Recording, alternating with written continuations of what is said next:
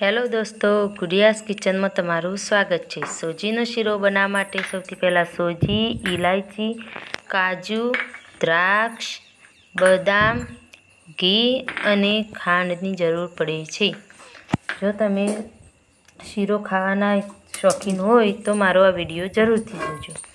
સૌ પ્રથમ પહેલાં ગેસ ચાલુ કરી પેન મૂકી તેની અંદર ઘી ગરમ કરી લેવું। ઘી મધ્યમ આંચ પર ગરમ કરવું જેથી સોજી દાઝે નહીં।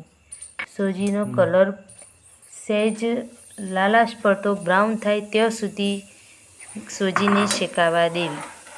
ગેસ ધીમો રાખવો જેથી સોજી નીચે તળિયે ચોંટે નહીં અને બરાબર હલાવતા રહેવું।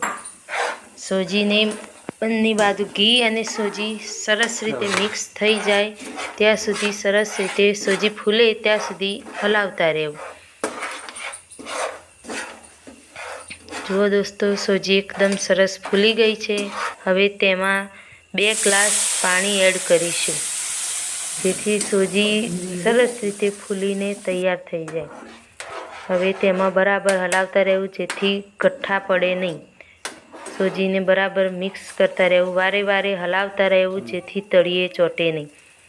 સોજીનું પાણી ઓસરી ગયા પછી તેમાં નાખવી ખાંડ।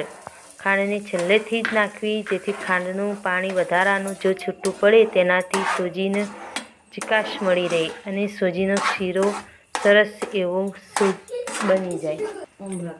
હવે તેમાં સોજીનો શીરામાં આપણે નાખીશું ડ્રાયફ્રૂટ્સ, જેમાં કિશમિશ, દ્રાક્ષ નાખીશું। હવે નાખીશું બદામ નાખી બરાબર મિક્સ કરી ઇલાયચી નાખીશું। ઇલાયચી હંમેશા છેલ્લે નાખવી જેથી તેનો સ્વાદ અને તેની સુગંધ બંને જળવાઈ રહે। બરાબર હલાવતા રહેવાનું જેથી ચોંટે નહીં। છેલ્લે કાજુ નાખી બરાબર મિક્સ કરી લેવું। તૈયાર છે સોજીનો શીરો। હવે તેને એક બાઉલમાં કાઢી લઈએ સર્વ કરવા માટે।